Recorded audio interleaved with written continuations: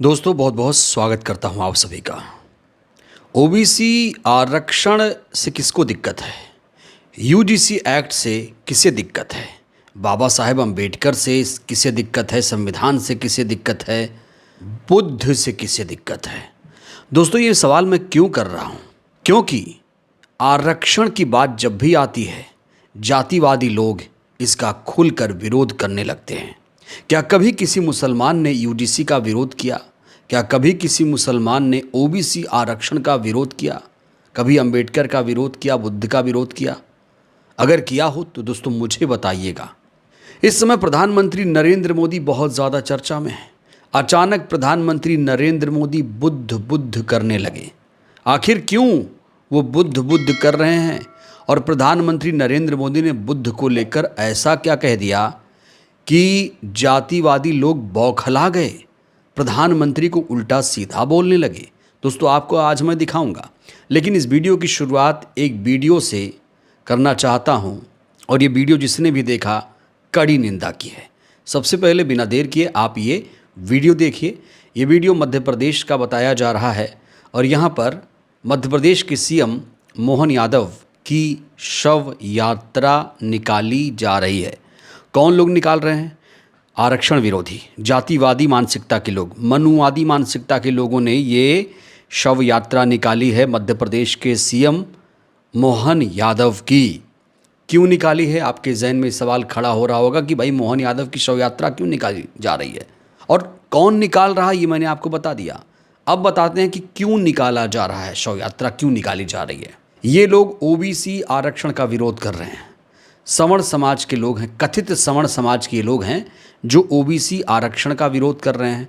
अब बड़ा सवाल ये खड़ा हो रहा है, क्या ओबीसी हिंदू नहीं हैं? चुनाव के समय एससी एसटी ओबीसी हिंदू हो जाता है तो क्या हक अधिकार के समय वो ओबीसी हो जाएगा, शूद्र हो जाएगा? क्या उसे ओबीसी आरक्षण नहीं मिलना चाहिए? ईडब्ल्यूएस आरक्षण पर ये ओबीसी आरक्षण विरोधी, यूजीसी विरोधी प्रदर्शन क्यों नहीं करते? क्यों सिर्फ एससी एसटी ओबीसी आरक्षण का ही ये लोग विरोध कर रहे हैं? ये अपने आप में बहुत बड़ा सवाल है। दोस्तों क्या आपको मालूम है कि मध्य प्रदेश में सिर्फ 13% ओबीसी आरक्षण मिल रहा है? जी हाँ, कायदे से तो पूरे देश में 27% आरक्षण मिलना चाहिए ओबीसी को, और ओबीसी की संख्या जानते हैं कितनी है? 52% करीब करीब बताई जा रही है। ईडब्ल्यूएस की संख्या कहा जा रहा है कि 10% होगी, 15% होगी और इनको 10% आरक्षण मिल रहा है। जिसकी आबादी 52% है उसको 27% भी आरक्षण मध्य प्रदेश में नहीं मिल रहा है। और इसीलिए मध्य प्रदेश के सीएम मोहन यादव ने कसम खा ली है कि हम अब डंके की चोट पर मध्य प्रदेश में 27% आरक्षण लागू करेंगे। और दोस्तों ऐसा होता हुआ दिख भी रहा है, क्योंकि सुप्रीम कोर्ट में ये मामला पहले था। अब सुप्रीम कोर्ट ने इस पूरे मामले को मध्य प्रदेश हाई कोर्ट में ट्रांसफर कर लिया है। एमपी सरकार के अथक प्रयासों से कहा जा रहा है ये कुछ हुआ है और अब मामला मध्य प्रदेश हाई कोर्ट में आ गया है। अब फैसला मध्य प्रदेश हाई कोर्ट के हाथ में है। आपको बता दें कुछ दिनों पहले हाई कोर्ट ने 27% ओबीसी आरक्षण के खिलाफ लगी याचिका को खारिज कर दिया था, लेकिन हाई कोर्ट ने 13% पद को होल्ड पर रख दिया था। और इसीलिए अब मध्य प्रदेश के सीएम मोहन यादव लगातार ओबीसी आरक्षण की पैरवी करते हुए नजर आ रहे हैं। ओबीसी आरक्षण अब मध्य प्रदेश में 27% लागू होकर रहेगा। यानी मध्य प्रदेश की सरकार, डबल इंजन की जो सरकार है, वो ओबीसी आरक्षण के पक्ष में आ चुकी है। और जैसे ही मोहन यादव ने कहा कि हम यहाँ पर डंके की चोट पर 27% ओबीसी आरक्षण लागू करेंगे, जातिवादियों के पेट में दर्द शुरू हो गया और इन लोगों ने एमपी के मुख्यमंत्री की शव यात्रा निकाल दी। कितना निंदनीय, कितना शर्मनाक है ये तस्वीर कि एक मुख्यमंत्री, एक चुने हुए मुख्यमंत्री के खिलाफ जातिवादी लोग कैसे अनैतिक काम कर रहे हैं। ये गैर कानूनी नहीं तो और क्या है, और अगर ये गैर कानूनी है तो इनके खिलाफ कार्रवाई कब होगी, ये बड़ा सवाल है। अब सबकी नज़रें मध्य प्रदेश हाई कोर्ट के फैसले पर टिकी हुई हैं, क्योंकि मध्य प्रदेश में 27% ओबीसी आरक्षण कोर्ट से ही लागू होना है। अब बात करते हैं प्रधानमंत्री नरेंद्र मोदी की। प्रधानमंत्री नरेंद्र मोदी ने एक ऐसा बयान दिया, बीजेपी ने एक ऐसा बयान दिया जिसके बाद जातिवादी लोग बौखला गए। यूजीसी का मामला अभी शांत भी नहीं हुआ था। यूजीसी के मुद्दे पर जातिवादी लोग पहले से ही जाति सूचक गालियां प्रधानमंत्री को दे रहे थे और अब एक और दर्द दे दिया है बीजेपी ने इन जातिवादी लोगों को। क्या कहा है बीजेपी ने दोस्तों? सबसे पहले आप एक बयान देखिए। यहां लिखा जा रहा है, भारत भगवान बुद्ध की धरती है और भगवान बुद्ध ने कहा था कि right action comes from the right understanding.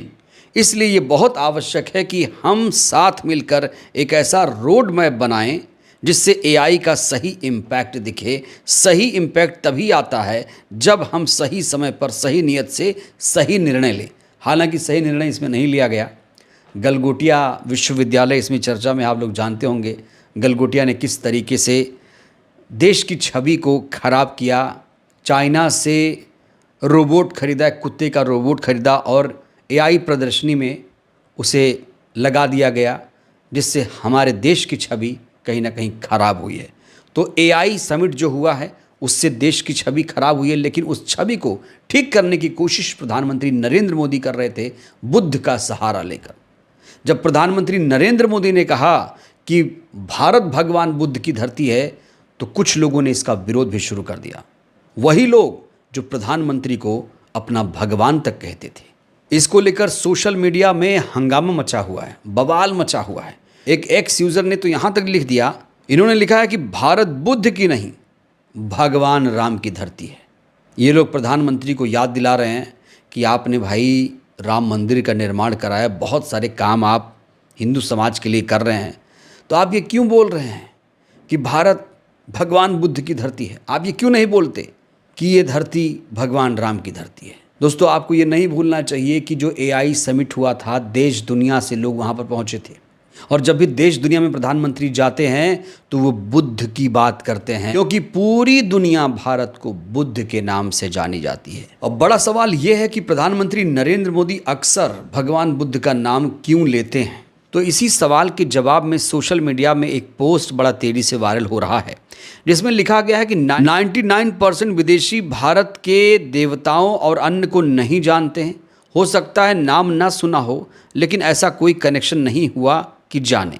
लेकिन 99% बुद्ध को जानते हैं, क्योंकि उसमें करुणा, शांति एक कॉमन कनेक्शन है जो मानव व्यवहार को प्रभावित करती है। यही कारण है कि अमेरिका में भारत के कुत्ते आलोका तक को तब इतना सम्मान मिला क्योंकि वो बौद्ध भक्तों के साथ वॉक फॉर पीस में चल रहा था। जब जब गौतम बुद्ध का नाम आएगा तब तब भारत के प्रति एक पॉजिटिव सम्मान पैदा होगा। इसे नरेंद्र मोदी जी जानते हैं। चूंकि आर्टिफिशियल समिट में विदेशी लोग आए हैं, वो गौतम बुद्ध की धरती पर आए हैं, जिससे उनमें भारत के प्रति सम्मान अपने आप निर्मित हो पाए। इसीलिए यहाँ पर प्रधानमंत्री ने बुद्ध का सहारा लिया है, बाकी किसी देवी देवता का सहारा उन्होंने नहीं लिया है। जब भी विदेश जाते हैं तो वो बुद्ध बुद्ध करते हैं। एआई समिट में भी उन्होंने बुद्ध का ही सहारा लिया। हालांकि जातिवादी लोगों को ये बात बहुत बुरी लगी और प्रधानमंत्री को अनाप शनाप कहने लगे। जैसे यूजीसी विरोध के दौरान ये लोग जाति सूचक गालियां दे रहे थे, इस समय भी प्रधानमंत्री को यही बात कहने के लिए गालियां दी जा रही हैं सोशल मीडिया पर। बहरहाल दोस्तों, इस वीडियो में इतना ही। आपको क्या लगता है, मध्य प्रदेश में 27% आरक्षण लागू हो पाएगा? और प्रधानमंत्री आखिर क्यों बार बार भारत को बुद्ध की धरती बुला रहे हैं? और जो लोग प्रधानमंत्री के इस बयान के खिलाफ खड़े हो गए हैं, उनको क्या कहेंगे? राय दीजिएगा। धन्यवाद।